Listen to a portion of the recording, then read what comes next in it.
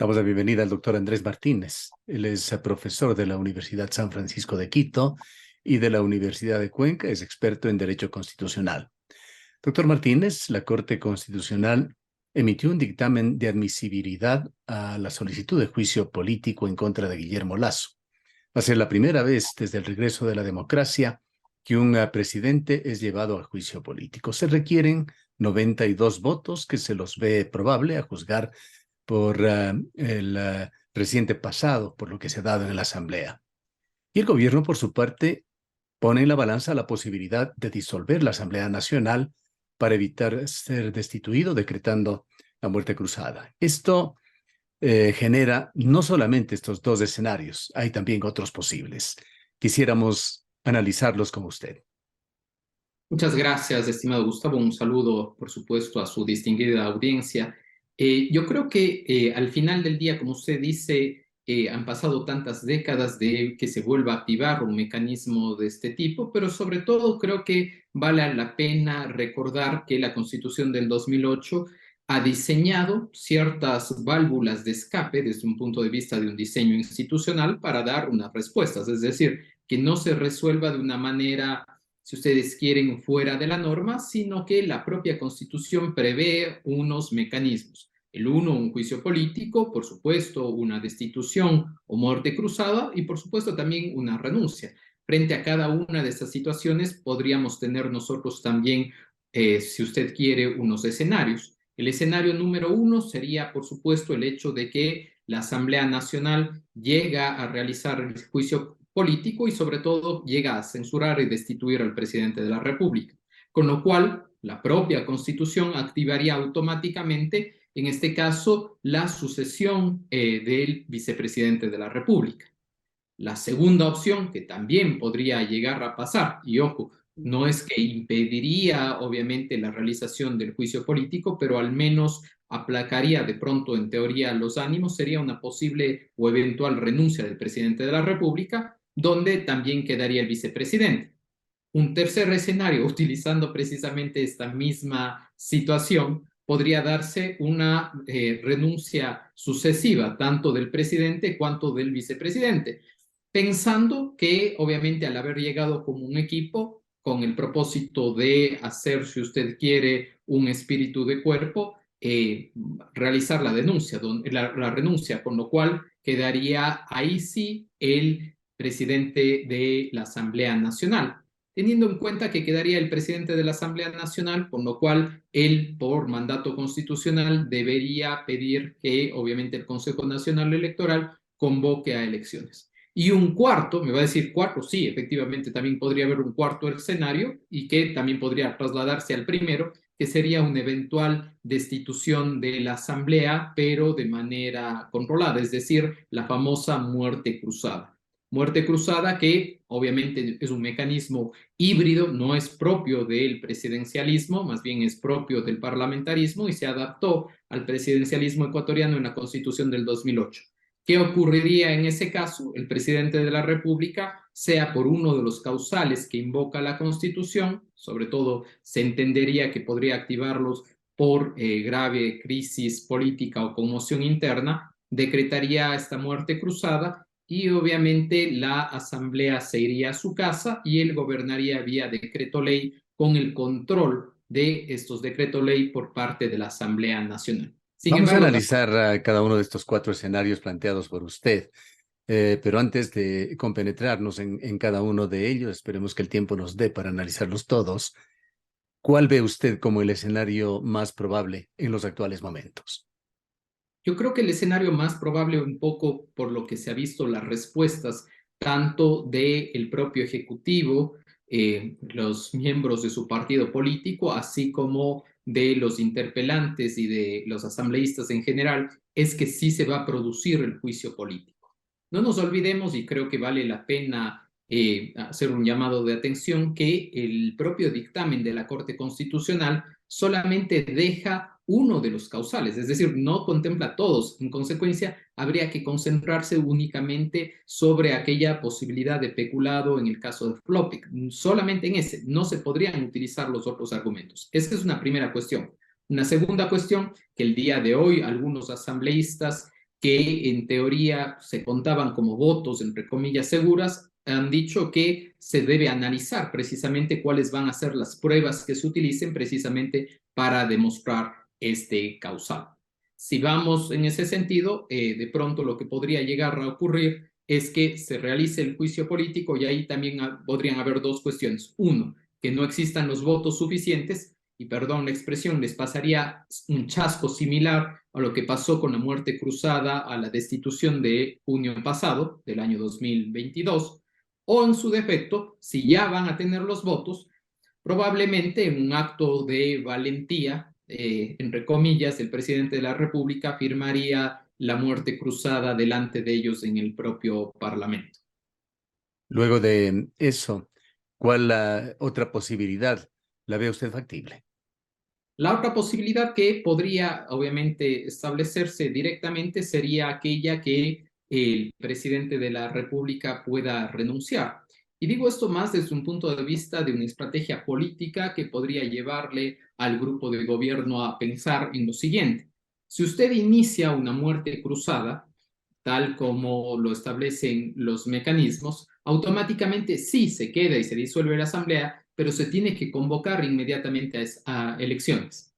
A veces hay problemas de comprensión respecto de cuál es el tiempo que se quedaría gobernando el presidente. El tiempo que se quedaría es hasta que se organicen las elecciones, hasta que se convoquen, hasta que se inscriban los candidatos y después hasta que se publiquen los resultados oficiales. Con lo cual, y advierto en este sentido, porque a veces también hay equivocaciones, sí, únicamente se quedaría la persona que resulte electa, por ejemplo, desde octubre o desde noviembre hasta mayo del 2025, al igual que esos miembros de la Asamblea desde el mes de octubre o noviembre del 2023 hasta el mayo del 25. Ya, en este caso de la muerte cruzada, hasta que llegue un nuevo gobierno en definitiva, no dejarían de transcurrir plazos bastante grandes, alrededor de unos 9 meses.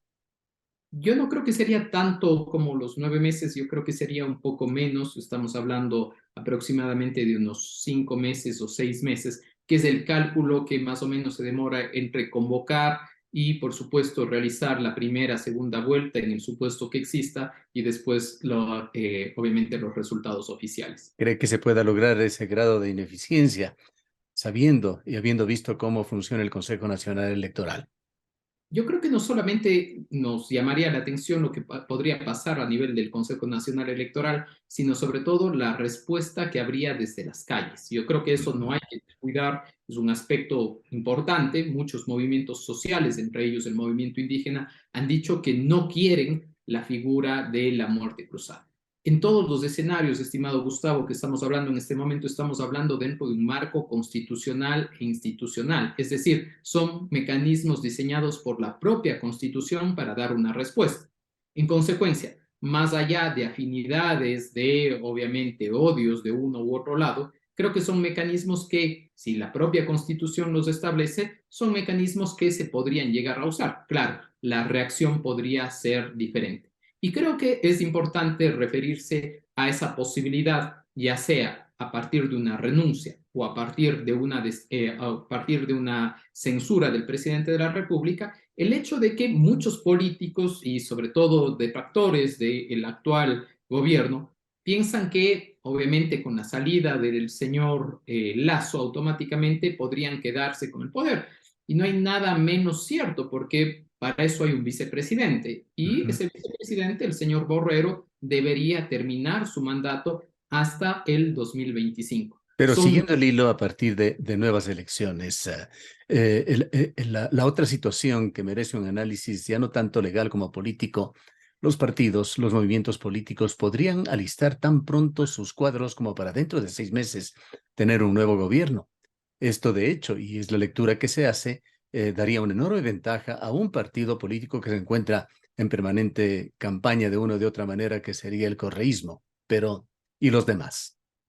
Bueno, yo disiento del análisis en una parte específica. Ujú. Creo que efectivamente es un movimiento muy estructurado y que podría tener una respuesta inmediata, Pero si hacemos un análisis un poquito más profundo de las seccionales, que si bien es cierto, no es lo mismo seccionales que hablar de elecciones legislativas y presidenciales, uno de los grandes ganadores de las seccionales fue el movimiento Pachacutic. En consecuencia, Pachacutic también podría tener una respuesta bastante estructurada y fuerte en ese sentido. Y Claro, por supuesto, sin ser Pachacuti, allí Yacu Pérez ha dado un paso ya, nos parece que muy coyuntural además, pero él no es Pachacuti. efectivamente, él no es Pachacutic, pero hablaríamos de Pachacutic, de los movimientos sociales y en general del entorno que podría, si usted quiere, estimado Gustavo, capitalizar ese descontento. Hay un descontento social muy grande, muy fuerte con el gobierno nacional y eso creo que no se puede tapar con un dedo, situación que también ha sido reflejada en las seccionales. Fíjese usted cómo un sinnúmero, podemos llamarles o no utilizar el término de no programados o outsiders, han ganado precisamente elecciones en distintas cantones. Lo propio podría reproducirse también a nivel de asambleístas con unos discursos frescos o en su defecto con lo que la gente quiere oír. Lastimosamente las cosas son así, no necesariamente grandes juristas o políticos que podrían dar una respuesta. Ya, se ha referido usted a dos de los cuatro escenarios. Los otros tienen que ver con una renuncia, ya sea la renuncia del presidente a que se quede el vicepresidente o la renuncia en cascada que llevaría a otro escenario. Pero la primera opción, la del juicio y censura, es vista también por partidos, movimientos políticos. Incluso hemos escuchado hoy a un analista en el medio de comunicación que podría ser también un primer paso para llegar a lo mismo, pues hay una buena cantidad de ecuatorianos, así lo dicen varios dirigentes, de que tienen que irse todos y que tiene que finalmente llegarse a nuevas elecciones, a anticipar las elecciones. Bueno, obviamente no nos extrañaría esa posibilidad, sobre todo viendo lo que sucede al sur con Perú, donde estamos generando y estamos viendo una crisis institucional. Sin embargo, yo creo que debemos llevar la conversación no tanto a lo político, sino a los canales institucionales. ¿Por qué digo esto? Porque dentro de los canales y el diseño institucional sí hay respuestas. En consecuencia, si usted no está de acuerdo, y es obviamente su legítimo derecho de no estar de acuerdo con la persona que está gobernando, y si aparte esta persona incurre en uno de los causales, le llevas a juicio político y obviamente puede existir una censura. La pregunta sería, más o menos dicen, ¿se haría lo mismo con Borrero? Y la pregunta es, ¿Borrero acaso cumple también estos requisitos? Y la respuesta en teoría inicial sería negativa, no, con lo cual de pronto sería buscarle un nuevo elemento a futuro, lo cual personalmente creo que ya sería un poco traído de los cabellos y sobre todo pensando en algo, estimado Gustavo, que es el hecho de que si superamos mayo, ¿sí? Mayo es la mitad o el ecuador del mandato. En consecuencia, muchos decían que si se superaba mayo, a ningún otro partido político le iba a interesar mucho iniciar un proceso de destitución o censura, teniendo presente que, por ejemplo, en el caso de la muerte cruzada, solamente se podía activar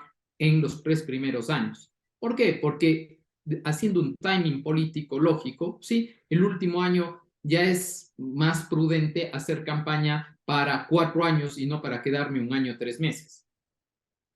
Vayamos a las otras dos opciones tomadas como tales, sin mayores derivaciones. La una, de que renuncie el presidente de la República y asuma el vicepresidente Alfredo Borrero.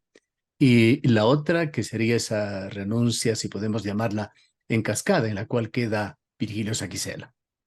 Bueno, en el primer caso es una posibilidad, por supuesto, que pueda renunciar. Sin embargo, con lo que ha sucedido el día de hoy de manera concreta, tanto por parte del ministro de Gobierno y algunos asambleístas oficialistas, se ve que no se tienen la mira la misma, es decir, el hecho que el presidente renuncie. Si llegase a ocurrir eso, automáticamente esa renuncia es presentada ante la Asamblea y la Asamblea debería, en teoría, posesionar al vicepresidente. La idea de una renuncia en cascada también es posible. ¿Por qué? Porque en un supuesto, estamos hablando de una situación hipotética, si los dos llegaron obviamente como una dupla con una propuesta política y que frente a esto existe un rechazo popular, en teoría si sale el uno renunciando o en su defecto se lo destituye, toma el poder el segundo, automáticamente renunciaría y quedaría el señor Saquicela. Como ustedes se podrán dar cuenta, es una situación bastante hipotética y bastante compleja de que llegue a ocurrir. Insisto, sobre todo porque la Constitución del 98 y la del 78 reformada, porque muchos se acordarán de episodios, por ejemplo, como el caso Bucaram, recordarán casos como el caso de Jamil Mawad, etcétera, y quieren aplicar la misma lógica de lo que ocurrió en ese entonces a la fecha.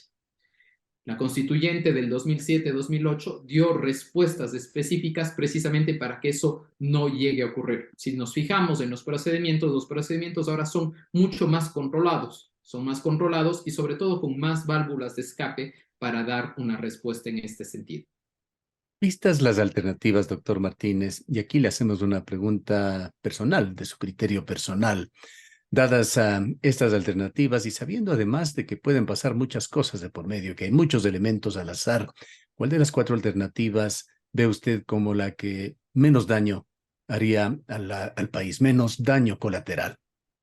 Bueno, yo creo que la que menos daño colateral podría generar sería precisamente que se lleve a cabo el juicio político, es decir, que por las vías institucionales, ya sea a favor o en contra, no estoy diciendo que se le destituya o en su defecto que se le absuelva, menos se llegue y que se finalice el proceso. Eso creo que sería bueno para la democracia, sería bueno también para demostrar que los canales institucionales y el diseño estuvo bien realizado y que al final del día, sea el uno o el otro, sea el oficialismo o en su defecto la oposición, digan, acepte las reglas del juego. En teoría, precisamente frente al dictamen, muchos decían, vamos a aceptar las reglas del juego que imponga la Asamblea. Perdón, la Corte Constitucional. En este sentido, esperemos que también eso ocurra. Y para eso, estimado Gustavo, también es necesario recordar que en el dictamen, y perdón utilizar esas expresiones, pero la Corte le jala un poco las orejas a la Asamblea y le dice, si usted va a activar este mecanismo, actívelo bien y tenga presente que se tiene que garantizar el debido proceso y que si la próxima vez lo vuelve a usar, hágalo bien, porque yo ya no voy a suplir los errores que usted está cometiendo. Y advirtiéndole que cuando se llegue al juicio político, que se respete, por supuesto, el debido proceso. Faltaría un quinto y último escenario, doctor Martínez, que sería una derivación del primero que usted analizó. Si se da el juicio político y el presidente Guillermo Lasso sobrevive al mismo. Bueno, sería similar a lo que ocurrió en junio del 2022, donde sobrevivió, entre comillas, también al proceso de muerte cruzada inversa o destitución activada por parte de la Asamblea Nacional. Si esto llegase a ocurrir, el escenario deseable, creo yo, sería que el presidente de la República realice una crisis de gabinete, pero una crisis de gabinete, estimado Gustavo, real, una crisis de gabinete que sea incluyente, no simples parches con el propósito de cambiar una u otra figura y que al final del día no cambie nada. Ahí podría, precisamente, entre otras cosas, de pronto, precisamente a partir de este juicio político, tratar de buscar conexiones con otras fuerzas políticas del propio Parlamento que le permitan generar cierta gobernabilidad hasta finalizar su mandato. Porque qué mal sería que en el supuesto que llegue a sobrevivir, entre comillas, este proceso de juicio político, que se inicie a través de otra vía, en octubre otro o en mayo del próximo año otra cosa más. La lógica es que se generaría cierta estabilidad y procesos de gobernabilidad. Y también pedirles a los partidos y movimientos políticos que no improvisen. ¿En qué sentido, estimado Gustavo? Tanto en la fiscalización, pero también en las propuestas que hagan. Más allá de lo que está ocurriendo y que obviamente nos llama la atención del proceso del juicio político, y perdón que desvíe el tema, hay problemas muy fuertes en materia de seguridad, hay problemas muy fuertes en materia de empleo. Y si hacemos un balance, la Asamblea nos ha quedado debiendo. No es el momento de pedirles y decir que vamos a iniciar un proceso de revocatoria de mandatos, pero bien podría hacerlo, porque es una Asamblea que deja debiendo mucho al país. Bien. Muchísimas gracias por habernos acompañado, doctor Martínez. Muchas gracias a ustedes por la invitación. Declaraciones del doctor Andrés Martínez, profesor de la Universidad San Francisco y de la Universidad de Cuenca, experto en Derecho Constitucional.